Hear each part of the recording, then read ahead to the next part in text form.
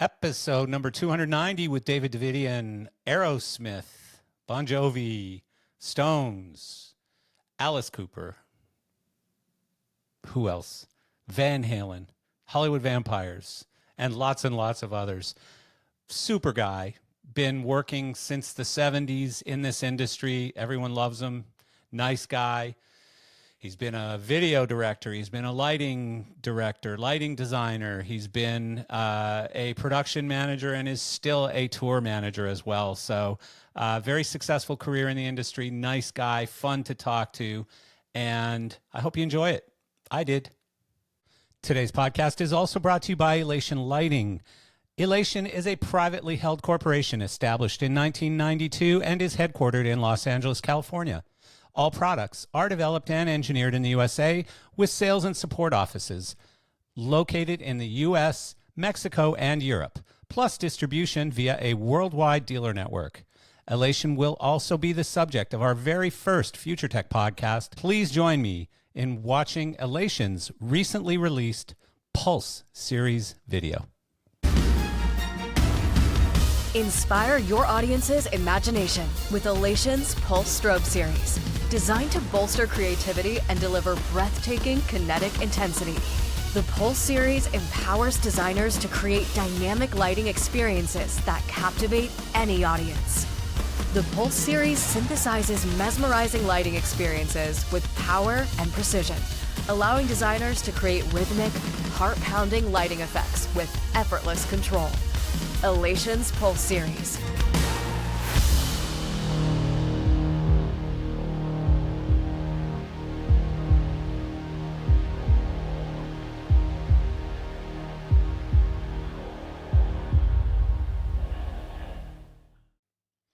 Hello and welcome to Geezers of Gear, episode number 290. Today's podcast is brought to you by Mainlight, your go-to dry hire rental provider, bringing you the latest in lighting and stage equipment, from moving lights and control consoles to truss, LEDs, and rugged IP65 rated fixtures built for outdoor venues. They have everything you need to make your productions shine, whether it be a small theater venue, an outdoor stadium event, or a television production set. Mainlight is the partner you trust with the gear you want. In addition to rentals, Mainlight offers new equipment sales from all of your favorite brands, as well as used sales on equipment pulled directly from their rental inventory. All used equipment is meticulously maintained and backed by a 60-day depot warranty, ensuring you can have confidence in every purchase. With 4 strategically located facilities in Teterboro, New Jersey, Wilmington, Delaware, Nashville, Tennessee, and Las Vegas, Nevada, you get the reach of a national company with the personalized service of a local provider. Visit mainlight.com today to explore their rental options and request a quote direct through their easy-to-use online ordering platform. And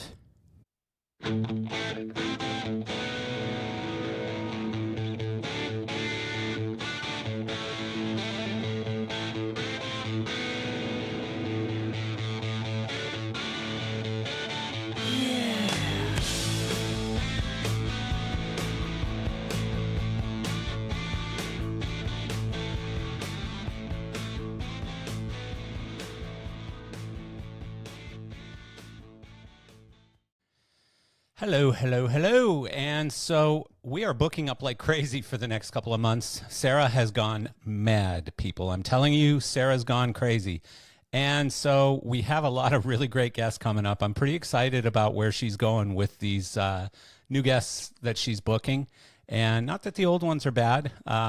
Certainly, we love all of our guests, but really, I'm noticing not only are we reaching out to some really great people, but they're reaching out to us as well. So I appreciate you all.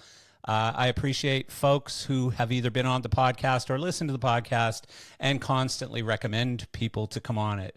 I don't know if you know this, but a lot of our guests are referrals, either through other guests or through people who listen to the podcast every week. And we appreciate that very much. We love meeting new people. I don't want to just keep going into my sort of name bag of all my old friends and stuff.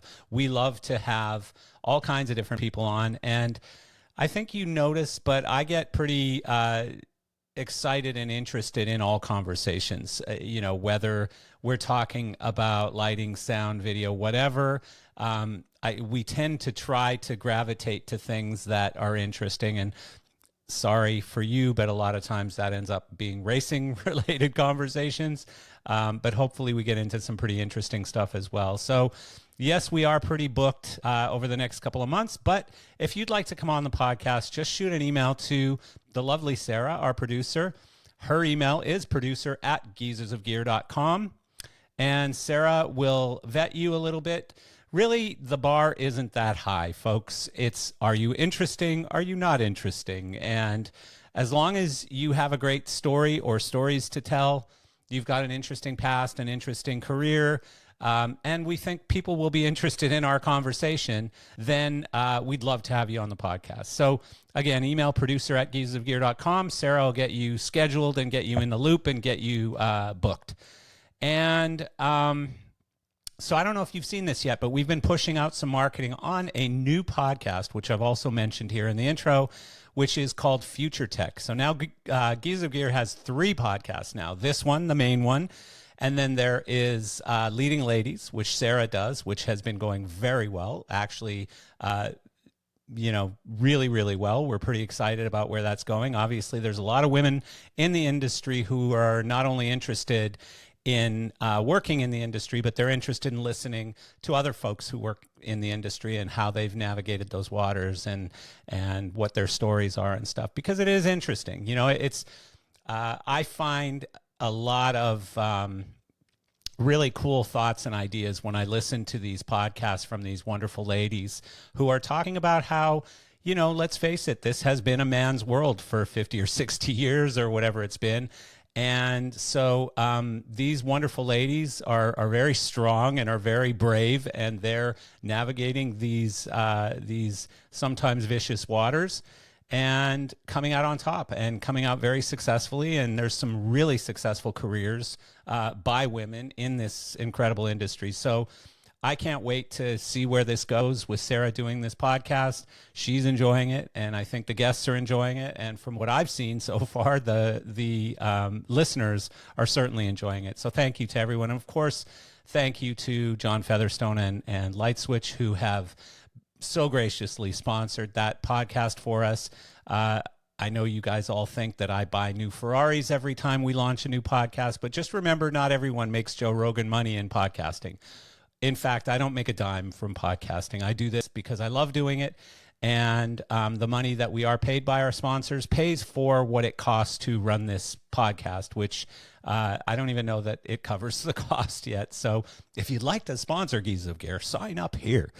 And so, yeah, again, I'm very grateful to John and to Light Switch for sponsoring Leading Ladies. But what I was getting at is we do have a new podcast launching right now, which will promote live events product releases, basically new product releases. And at least initially, it's going to be specifically for, I should say exclusively for our sponsors. So it's another perk that goes to our sponsors. So again, if you're interested in sponsoring, reach out to producer@geezersofgear.com. And Sarah will be happy to discuss sponsorship with you. I think it's a lot less money than you might think it is.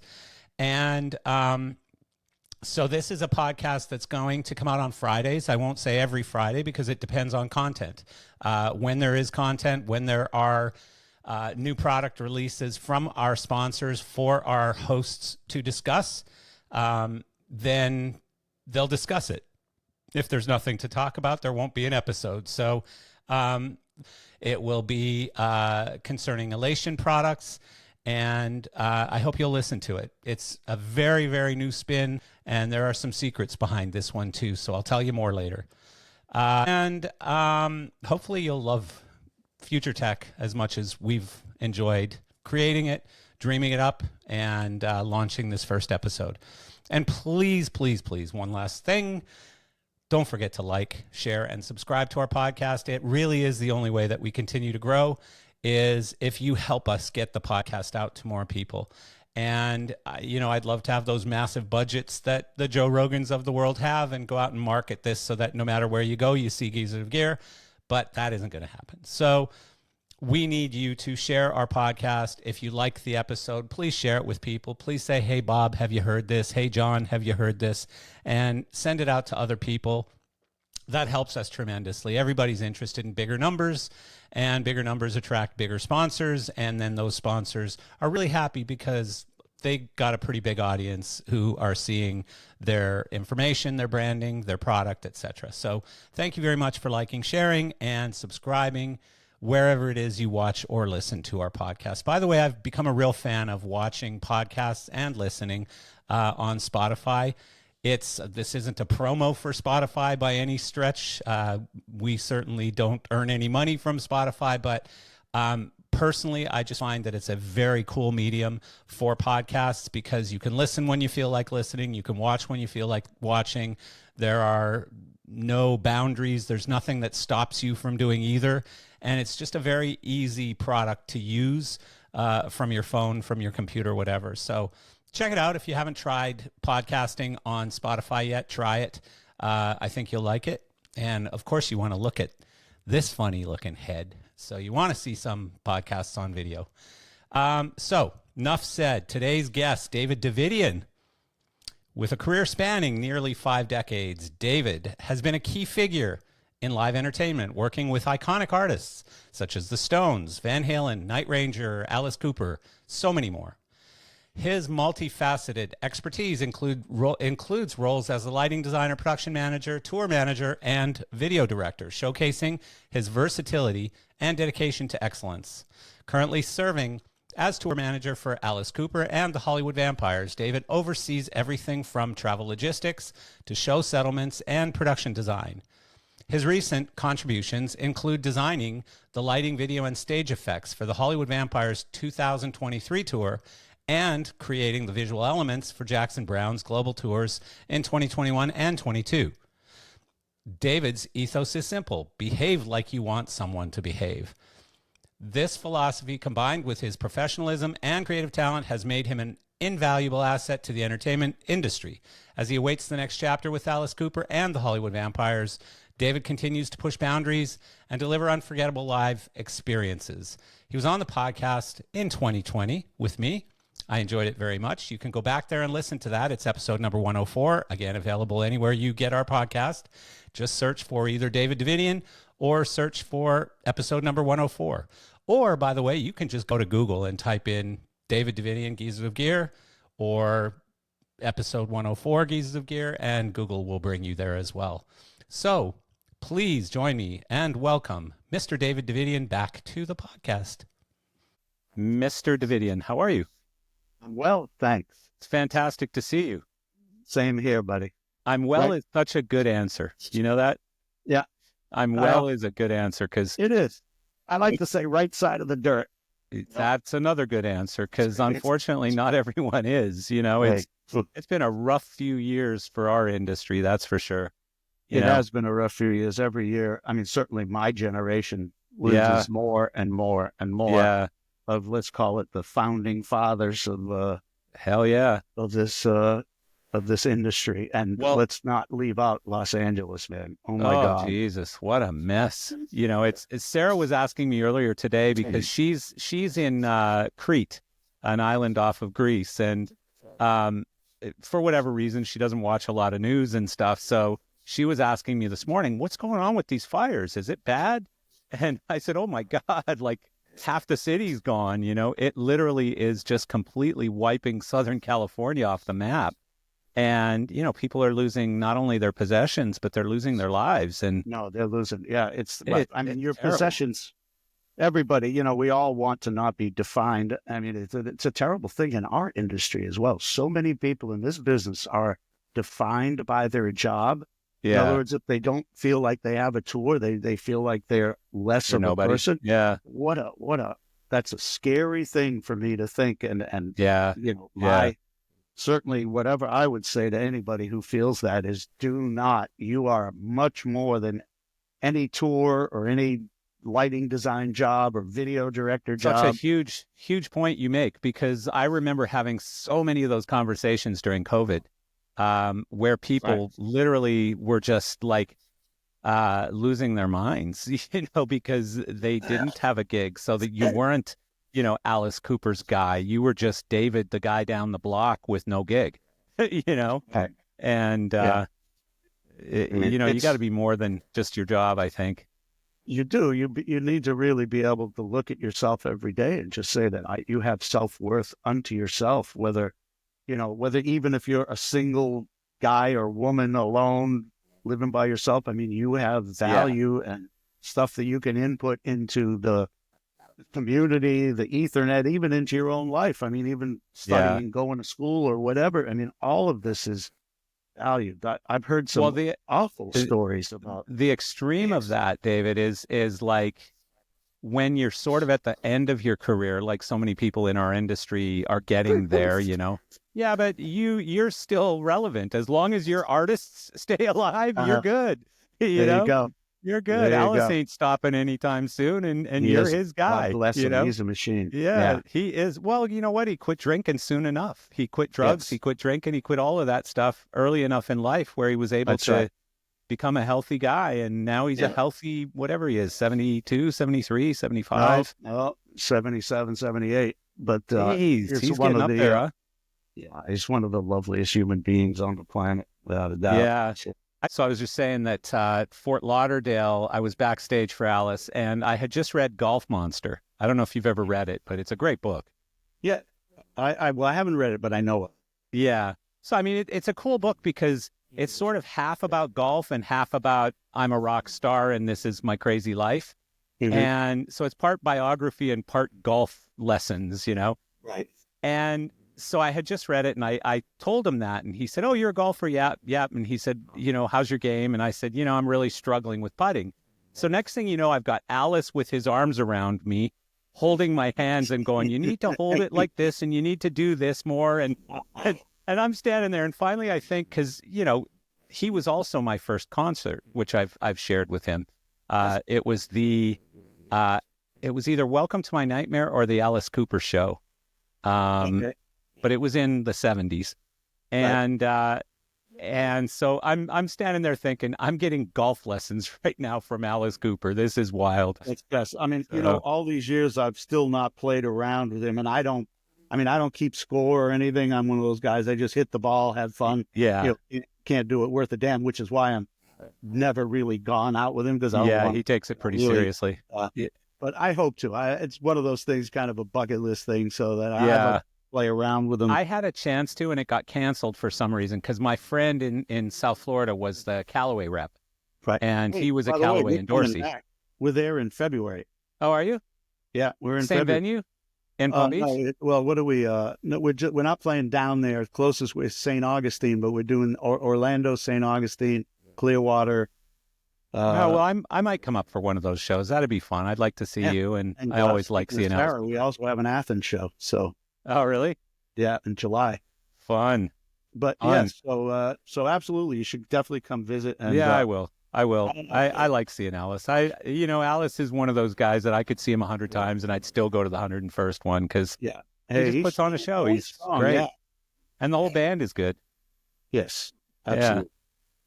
But I forget what we were talking. Oh, yeah, we were saying, your artists, as long as they keep touring and stay alive. But what I was getting at is, and I had this conversation recently with Mark Brickman and with other people, where it's just like, there's sort of a trend when people are getting a little older in our industry that artists are hiring younger designers, younger production managers, younger this, younger that.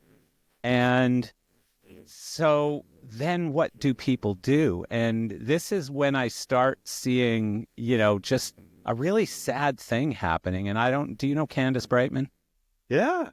Yeah, I mean, she's been having a really hard time. Like, there's been some GoFundMes for her and stuff. Like, she's fairly down and out right now.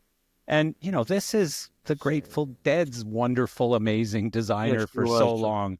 She did really special things. I mean, that's part of the reason why I I'm lucky. I didn't really do it intentionally, but with me having tour manager and production manager skills, those are the jobs that the older, wise, they need that. soul is. Oh, that's funny. You got the balloons. hell is that? I didn't know. That's a Mac thing. You know, if you do like a heart, it'll put hearts up on the screen. No way. And it does all kinds of crazy things. Oh, no idea. Yeah. The older, that you can get away with being older and still have a position. This is why that, unfortunately, I've moved more into the tour manager, production manager, that side of things, because that's right. Everybody wants the older, younger thing. In fact, I was thrilled with the Vampires in 23 to be able to design the entire show, and I got to do it. Yeah, I didn't know you did that. I read that in the notes, and I didn't know you had done that. Yeah, it came out so great. I mean, I did it. It wasn't all alone, but it turned out really beautiful, and I'm so proud of those damn fangs.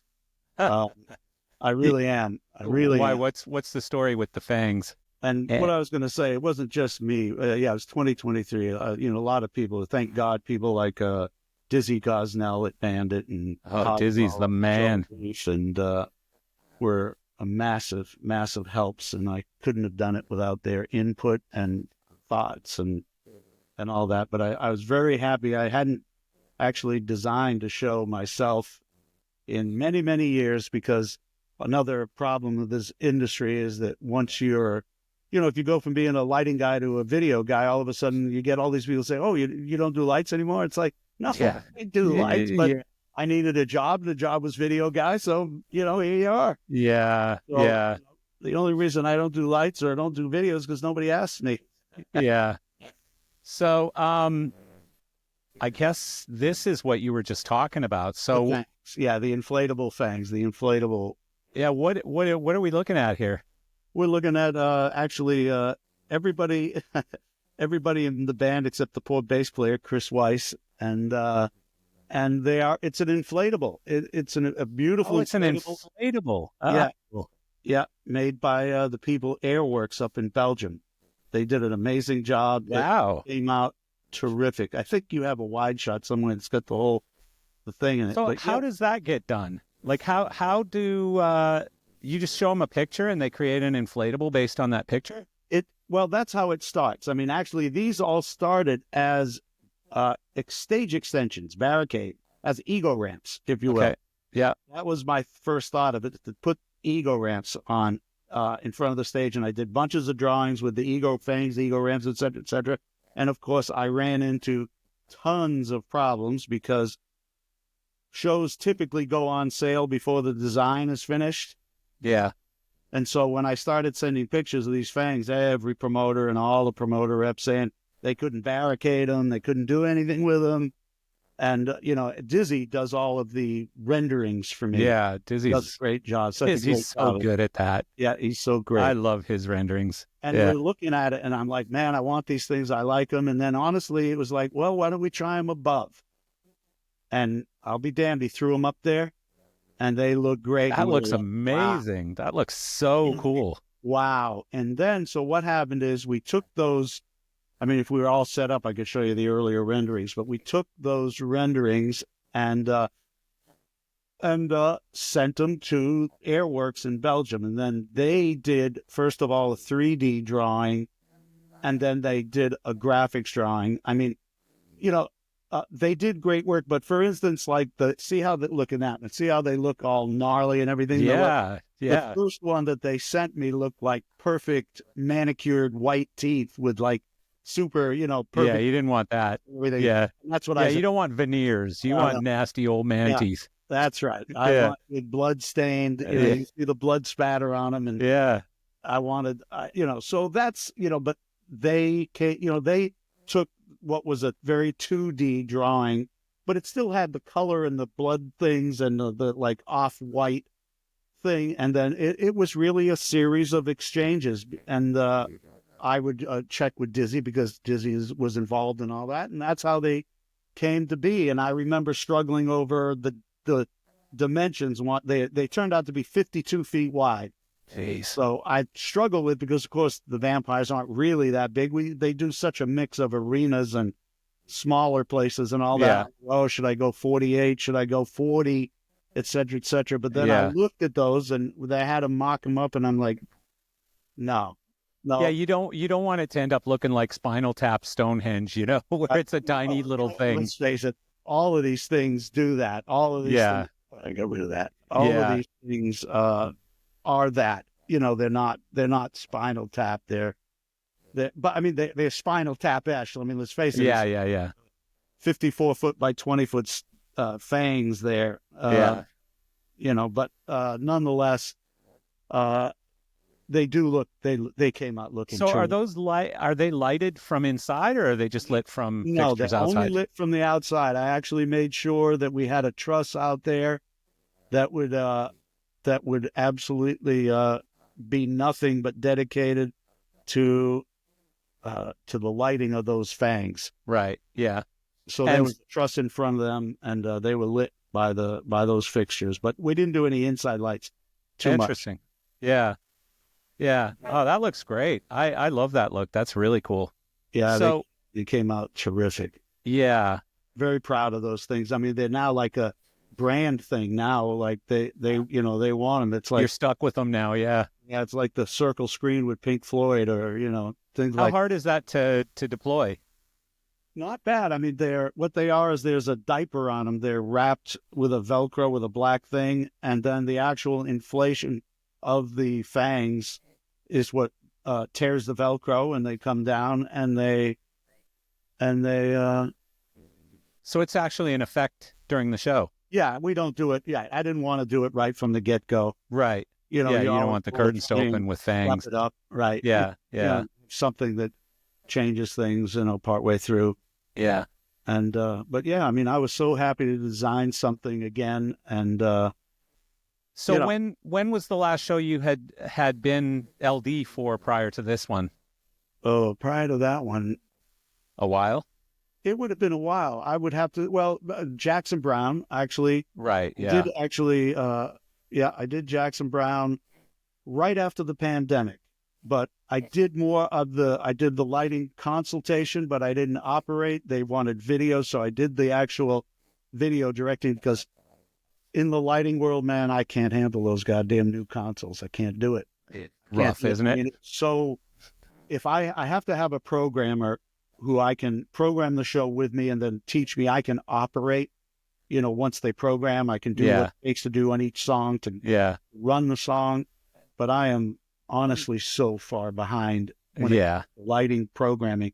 So I designed the lighting with Jackson Browne, but the operator, Greg Klassen, he operated it, and that was the last time. But before that, it would have been Fogarty and a while ago, 2010 or wow. That. So that had to be fun, coming back to designing a decent sized show like this. And I was very, very happy to do it, and very excited. And, it just came kind of necessity that they had been doing the same thing for a while. And they're going out, and I'm like, no, you just can't do that again. And I just said, let me have the opportunity. And Shep was gracious enough to do it. And it's still Shep, huh? Mm-hmm. Shep was Empire's guy as well as Alice. That's wild. And he's been with Alice how long? Like since the beginning almost. 68, 69. Jesus. Yeah. What a success story that is as a partnership, All on a handshake. That is just wild. I love that. Everybody, I've never met Shep, but everybody talks about how he's, Yeah, he's a wonderful guy. Sweet. He's a mensch. Kind. Yeah. Appreciative, and very, very smart when it comes to show design and, the way a show should run, and pacing and ideas and all that, very creative. Yeah. Yeah. So, does Alice basically go out one year as Alice Cooper, the next year as Hollywood Vampires, the next year as Alice Cooper? It's not every other year, because with Joe and Johnny and all that, the scheduling is such that it usually turns out to be every 2 or 3 years. Yeah. Depending on when the schedules can align. Yeah. I think Joe's a little more available now. Yeah. Things have changed there a bit. Yes, they have changed. Yeah, sadly. Unfortunately, that was to go off, but the big heartbreak for me. Aerosmith was the first band I ever did long-term touring with. Right. I forgot about that. And I started with them 6 months before the first record came out. And I did every show they did mostly up until I did like 2 legs of Toys in the Attic, and then I went to do my own design work because Richard Ocean was the designer, and right. I forgot about that. You told us that story on the the first. only guy on the crew chief kind of thing like that. But yeah, of course, so I have an emotional attachment to them, and it hurts me right now to know that they never got their final bow there, a proper final bow.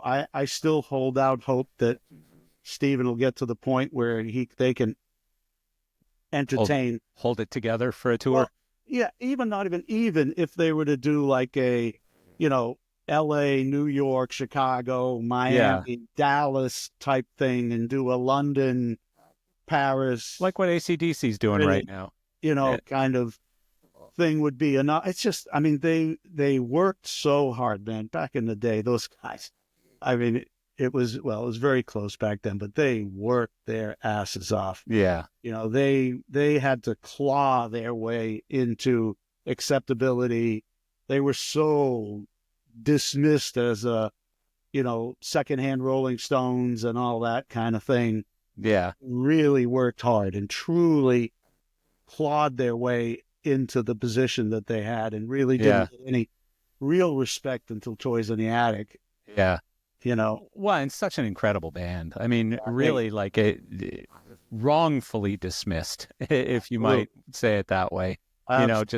Just an incredible band, incredible talent, great songwriting, great production. Just, I can't really think of a really bad Aerosmith album, except maybe the bootleg live one. That one was pretty lousy, just bad sound quality because it was not meant to be an album. But Night in the Ruts and all that, Yeah, there was some weird stuff. But that's not really the point, though. I mean, you're talking about a 40 or 50 year career. Who hasn't had good years and bad years? Yeah. Well, my old friend Craig Burris one time said to me about a product that High End had released, and he said, "You know what? Every once in a while, everyone's going to kick out a turd." That's right. And he said it right. I mean, it's true. You can't have only number one hits. You gotta. And in particular with a band, when you're dealing with a real close family situation that has all of the pitfalls that close relationships have, in addition to the actual creative process and the production process and all that. So right. No, they have earned a once around the block, take a bow and exit gently into the night. Sure. Yeah. I don't know why, but I always associate you with Van Halen. And, you didn't work for them their entire career or your entire career. I think you did, 10, 15 years or something with them? Which is a long time. Not even close to that. Let me see. I did like 86 until, what was it, like 93. Oh, so whatever that is, 7 years. Like 6 or 7 years. And, of course, I first entered into them on this. We did this tour, my first tour with Journey for the Infinity record, right? Yeah. So the lineup was Van Halen, Ronnie Montrose, and Journey. Right. Right. And that was the first time, that slot was the first time they had done shows out of the Starwood, out of the LA scene. And so I met them then, and they did about 2 months of that, maybe 2.5 months before they then went to go open for Black Sabbath. Yeah. And so forth and so on. But so I met them then. But never worked with them until the didn't work with Will until Dave left. And Pete went with Dave. It was always Pete with them. And Pete did an amazing job with them. Wonderful job. Right. And so you were there just for the Sammy Hagar years. Correct. Yeah. I was there through many would argue were the best years. There's always an argument on which was the best version of Van Halen. That's right. But to me, it's two different bands. It is. It is totally two different bands. And you either I always totally loved and respected what Dave did, and same with Sam, Yeah. I mean, you had one that was a great singer and one was a great showman. Yeah. And very different styles. There's lots of singers that have limited range in this. Yeah. Dave was a great singer too, within his range and within his style. I mean, Dave was a style and a lifestyle as much as he was a vocalist, if you will. Yeah. And though his skills were maybe not as his range and all this technical singing skills may not have been the same as Sam's. Right. He was right for the attitude, right for the message. And yeah. he was very inventive as far as being able to put together words and the whole, double entendre thing and all that. So, yeah. it was two different bands. Two different bands, yeah. I was going to say, I remember, because I was hired, it came with myself and Ed Leffler, who was Sam's manager, Ed was kind enough to bring me in because Pete went with Dave as Dave's manager. And of course, I was nervous. I mean, you wonder when you haven't heard anything. I remember the night that they asked me to come up to the studio to listen to a couple of the first rough tracks. Eddie's studio? Yeah. 5150? Wow. Yeah. And I remember going up there, and what did they play? They played Good Enough, Dreams, and Best of Both Worlds. And I can remember myself going up there going, I wonder what this is going to be all about and everything. And about halfway through the first song, I'm like, oh, yeah, this will be just fine. Yeah, no kidding. Those songs were huge. Nothing to worry about. Yeah. Nothing to worry about.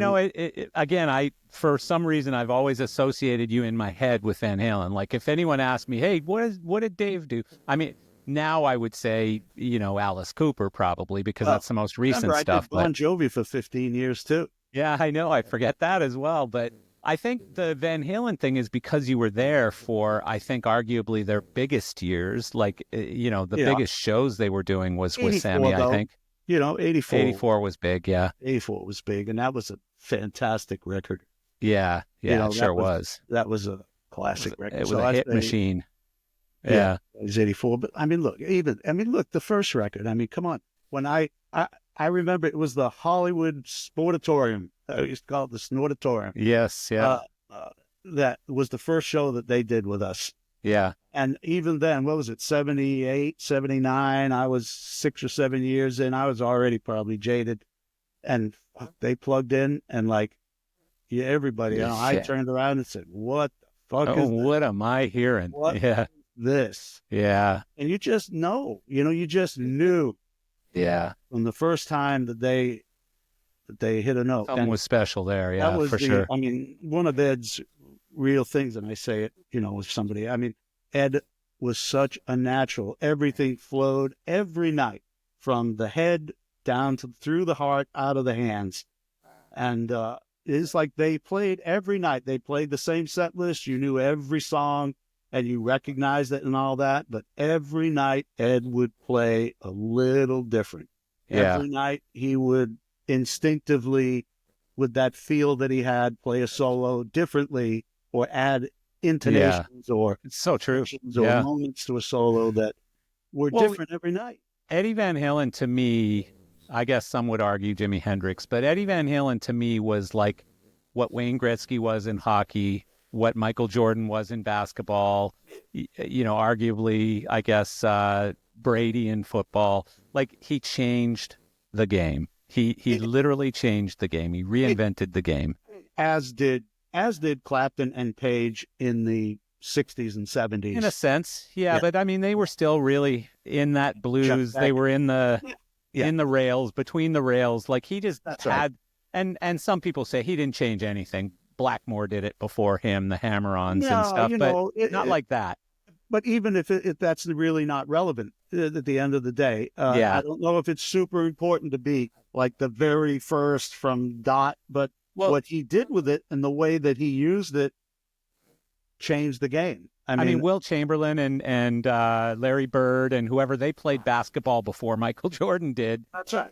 But Michael Jordan changed the game. Tiger Woods changed the game, Like, these guys, literally, there's before that person and after that person. Yes. Something changed when that person started, right? Absolutely. And I've always felt like Eddie was that guy. Again, I've had arguments with people who say it was Jimi Hendrix, but I was never a big Hendrix fan. So Jimmy was in 1960, 68, 67, and it changed it again. Of course, yeah. In 78. Yeah. have you seen or heard the book? I think it's called Brothers. I have it, but I forget what it's called. Al's book, no.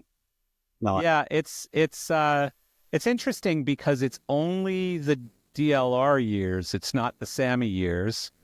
And, he kind of says some pretty controversial stuff where he says Van Halen was those four members. And, there's a lot of diehard Van Halen fans that would say the same, that it was David Lee Roth.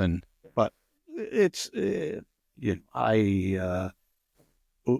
have to go off the record. Yeah. No, that's all right. Al, I love Al. I actually, my ex-wife and I lived with Al and his wife for a year. Wow. I shared his house with him for a year. I buried his father with him. Oh my goodness. And all that. Al is he's a good man, an interesting personality, and it doesn't surprise me. They are mercurial personalities. Yeah. And Al has his reasons, and none of us are there to say whether or not it's founded or not founded. It doesn't matter. Everyone has their own feelings and their rights to them and everything else, right? I think that I think that band is there to be enjoyed by everybody, the way that each person enjoys it. And absolutely. I loved both versions of Van Halen. Like, the first Van Halen, I thought there's no way. I was never a big Sammy Hagar fan. Right. I thought there's no way this guy's going to step into David's shoes. This is a joke. Forget it. And I went the David Lee Roth way. I followed him for a while until I went, wait a sec, this is pretty good, this stuff over here. Like, wow. Yeah, I mean, and nothing wrong with Skyscraper either. And Eat 'em and Smile and all that. So, but bringing in Billy Sheehan and Greg Bissonette and Steve Vai, like, you're not going to have too terrible music out of those guys. And do you really even need a singer? And Al, just like everybody else, has his personal opinion. He was certainly there and a part of it. And whether it is, but the validity of opinions just lie with the person who owns them, really. It's a good book, though. It's again, they loved each other, man. Long-time Van Halen fans. Since the very first note of the first album I ever heard, I was like, I'm sold. This is my band. I like these guys. I was a musician, so it was like, what am I hearing right now? This is crazy. No. And, but the book is fun. It's just really nice to hear some of those really super sentimental, super heartfelt stories straight from the horse's mouth, or however you say that. They loved each other, man. That family was beyond tight. They loved each other. Yeah. Al is very devastated by his father's passing. As was Ed. I mean, they are hyper close, emotional family. I know, I can't even begin to imagine Al's response when Ed passed. Brutal. It's no surprise that book is very personal and very hard because they both loved each other very much. Do you know Wolfgang? No, he was just born when I was there. I mean, I was gone in, like I say, like 93, and Wolfie, I think, was born in like 89 or saw him as what a talent, though, huh? I said, huh? He's a talent. He is a super talent. And I just saw him on a drumming channel. I saw him on a drum channel on YouTube doing this drum thing, and I was like, man, he's a good drummer. Yeah. Like, he whips off Eddie's solos like nothing. Yeah, which is incredible. He's a good bass player. He's a great singer. Yeah, it's his father's legacy, and God bless him for that. And I just hope he, like everything, you want him to be doing it because he loves it also, which I'm hoping. I don't, like I say, I have no dialogue with Wolfie, but I want to hope that he's doing it because he loves it, not because he feels an obligation to do it. Yeah. And he has so much to offer. I just want it to be, my only wish for him is that it's because with the right motivation and inspiration, so that he lives his life happily and without any kind of baggage left over from his parents. I only met him one time. It was actually in Edmonton. I was there with Rob Koenig going to see Metallica. And as we were walking in, I practically tripped over Wolfie on his way to, I think he was getting back in the van to go to the hotel. I missed their set. Right. But talked to him for 20 seconds and super nice, super humble. Like, you know, he could have been a massive douchebag. He's Eddie Van Halen's son, but doesn't seem that way, at least. Wait, he wouldn't have learned that from his old man. His old man was very humble, sweet guy. Yeah. Wonderful heart.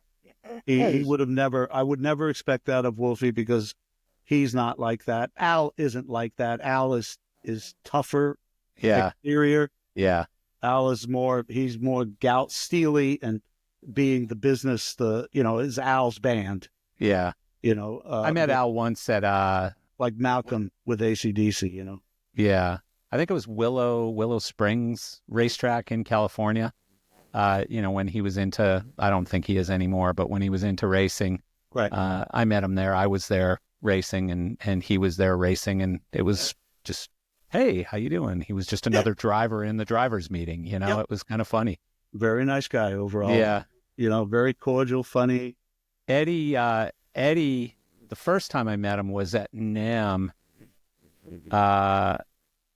Maybe it wasn't the first time, but one of the times was at NAMM, and we were setting up, I was with Martin Lighting, and we were setting up our booth. Mm-hmm. And he comes up and he goes, hey, what's this stuff? And we were just programming the booth, right? And he goes, what's this stuff? These are cool. And like he had about 50 questions about these light fixtures, right? And he was like, well, how's that work? How do you change the color of that thing? Like, whoa, oh, this is cool.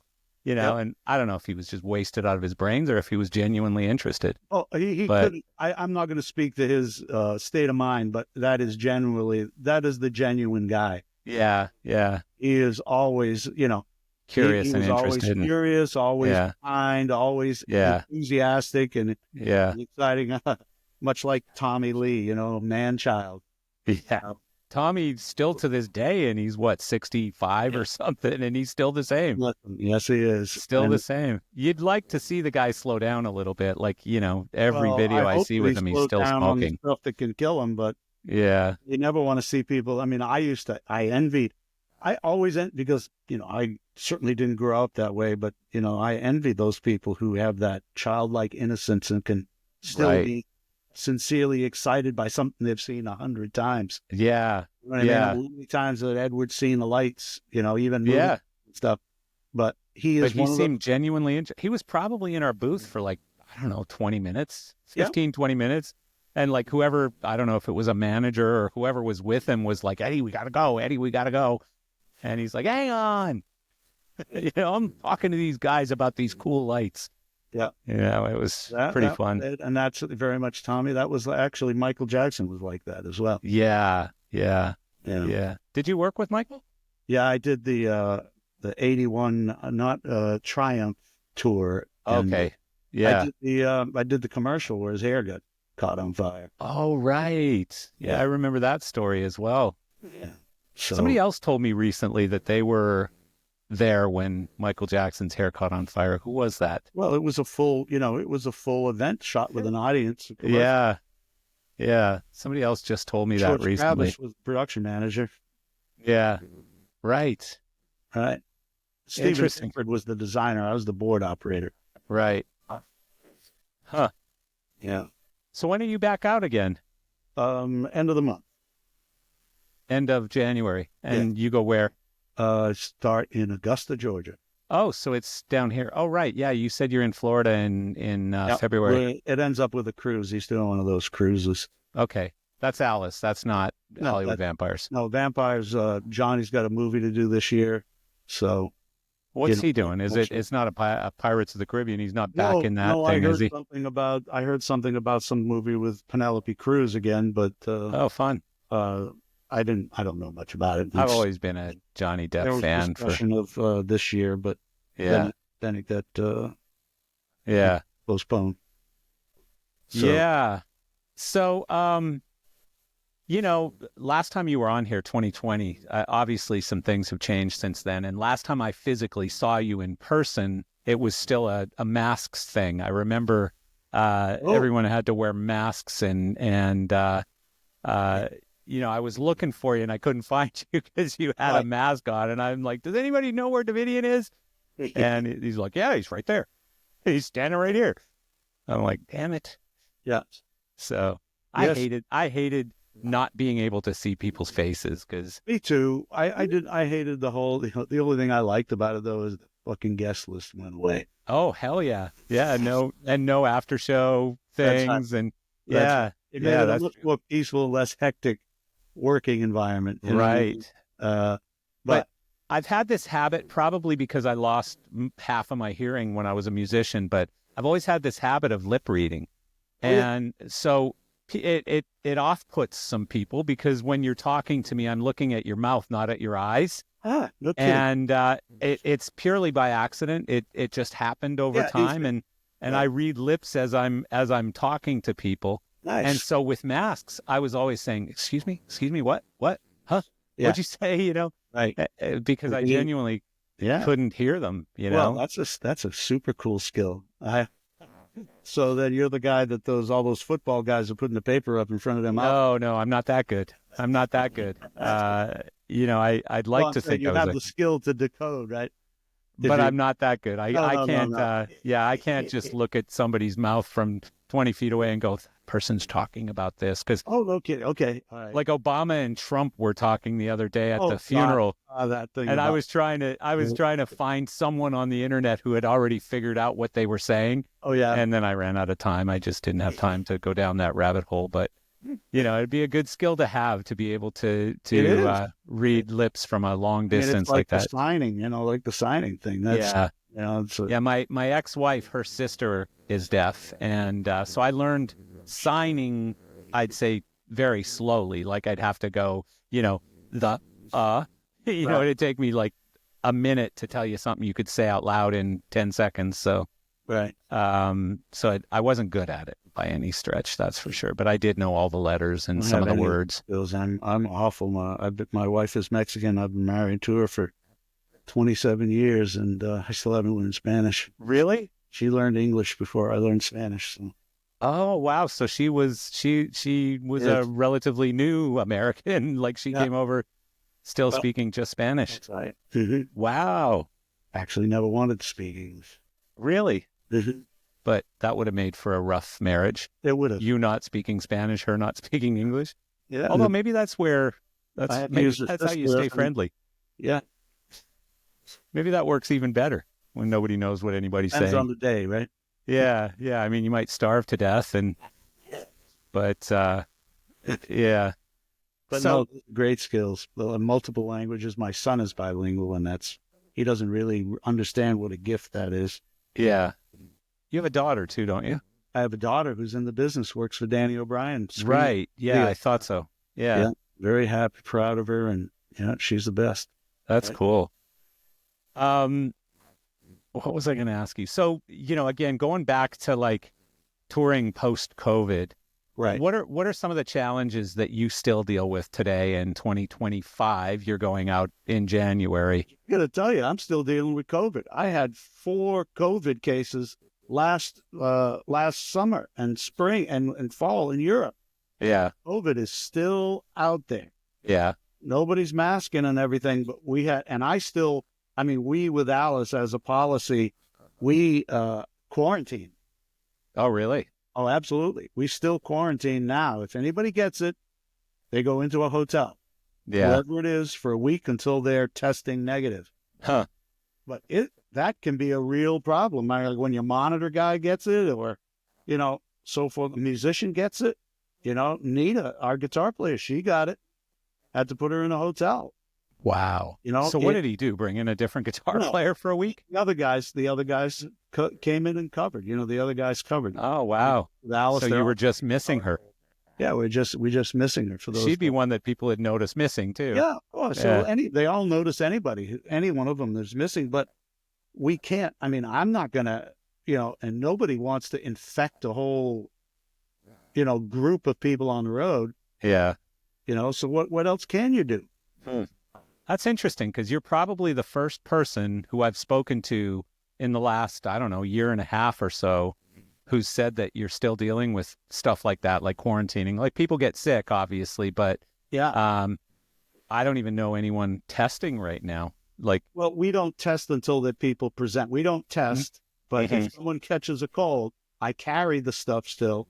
And if someone starts coughing or anything, I shove a test in front of them and say, interesting. Huh. And if they test positive, then we get them out of there. Because it's not fair to the other people on the road to constantly expose them to something that's that infectious and communicable and all that. So with Alice, we still quarantine. Interesting. With COVID. Did Alice never get it? No, Alice has gotten it. He's gotten it a couple of times, but he hasn't gotten it on the road. He got it last time right before we left for tour. Yeah. So did you have to cancel dates or anything? No, he got over it. Okay. Just in time to make it. Interesting. So luckily, no. I mean, he's the only one that, that would cause cancellations. Yeah. That's cool that you can cover everybody else out there, including the band. I mean, it'd be tough to cover. I guess the drummer would be a bit tough. We do, but there are people we've over the years have a couple of people we can go to that we've actually sent the show to, and they in their back, kind of do a. You've got a bench here, right? Yeah, you've got a bench. We have a bass player, and we have a drum guy who could fill in and all that. And then with there being 3 guitar players, we're playing the odds. Yeah, you usually have coverage. Yeah, if 2 of them get it, you could still kind of cover a gig. It would get pretty tough. It'd get tough. You'd miss some parts for sure. Yeah, Alice and Vampires are the only 2 acts you're working with now, then? Yes, they take up pretty much most of my time. I'm certainly open to do anything else, but the breaks are usually only about a month, give or take, month and a half. So it's pretty hard to find another tour that slots into that. Yeah. Do you do any video stuff anymore, or? I haven't recently. I did all the video for the Vampires tour. I did all the content. I laid it. So I did all the lighting, did all the video content, designed the props, set the stage, the whole thing, soup to nuts, which was very cool. It got pretty hectic, though, being a tour manager and doing all that at the same time. Yeah. But again, thank God for Cosmo. Thank God for, the companies. Thank God for Dizzy. Yeah. Joel Reef and all the people who kind of helped motivate it through. Yeah. Joel as well, huh?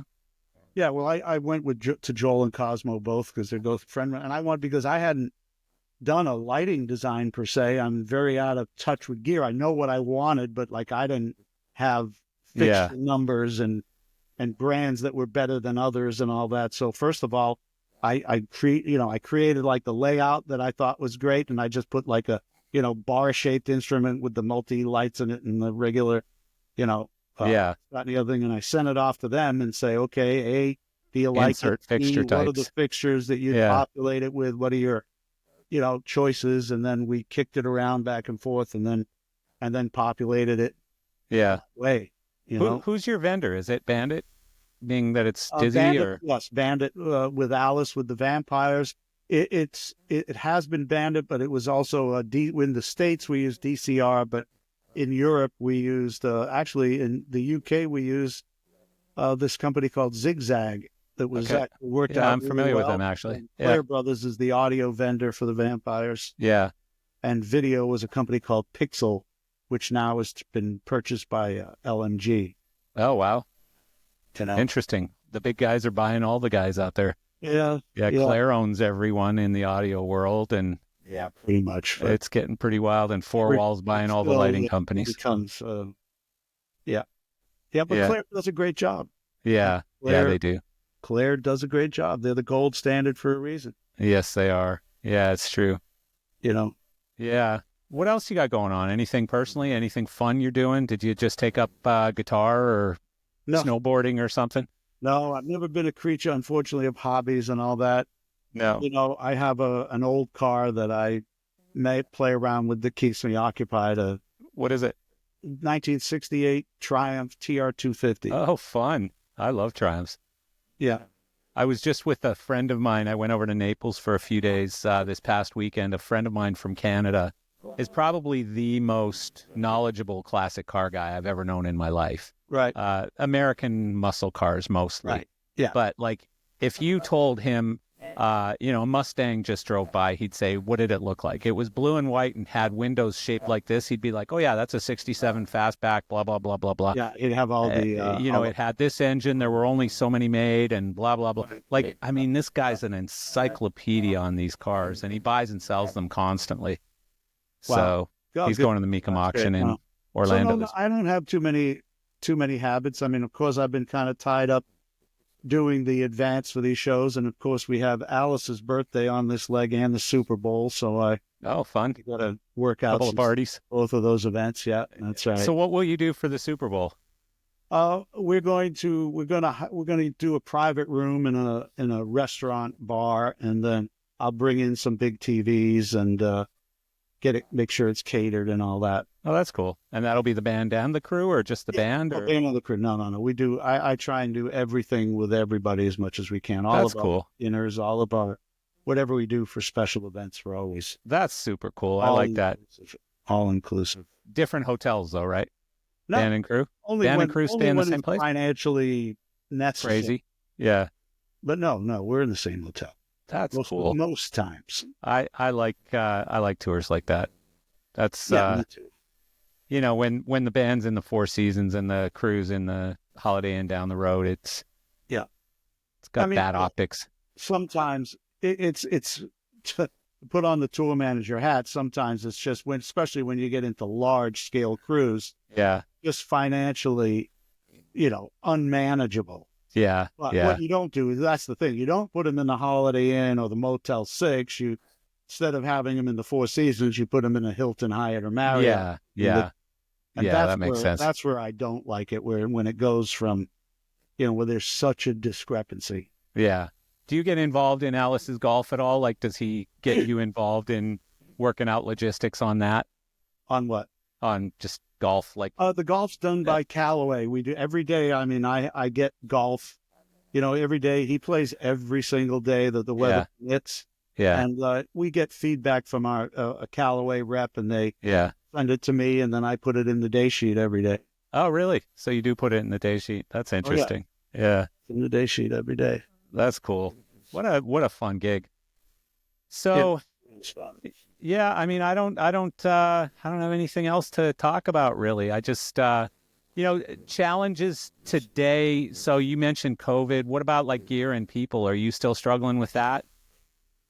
Gear and people, it is busy. I mean, after COVID, everything came back with like a double whammy of busyness. And I keep kind of waiting for it to kind of normalize, if you will, a little bit. Yeah.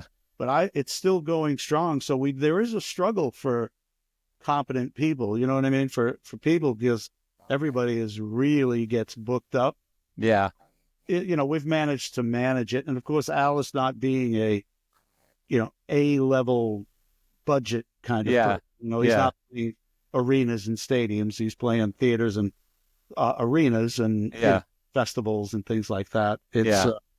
It becomes a little bit of a challenge, but we've managed to work it. The longevity is insane with Alice. It just really is cool. You were mentioning earlier, just a few minutes ago, about the logistics and the hotels getting too pricey sometimes for everybody to be in the same one. I was listening to a podcast yesterday. Are you familiar with Mr. Beast? Oh, the TV show guy?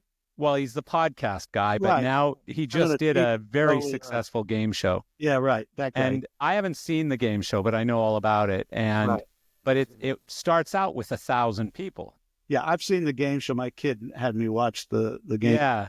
So he was talking on this podcast about the logistics of doing this show and just how expensive it is, because they've got just the set is so expensive and the pieces in the set are so expensive and the tricks are expensive. All of it's expensive. But he said, just imagine putting up 1,000 people in hotel rooms and transporting 1,000 people to venues and, feeding 1,000 people every day, plus all the crews and stuff, Right. He said everything is just scaled up to a point where it's just so brutally expensive. You know, if rooms are $200 a night, that's $200,000 just for the contestants' hotel rooms per night. Yeah. Right. So it was like, wow, that the scale of that thing is just crazy.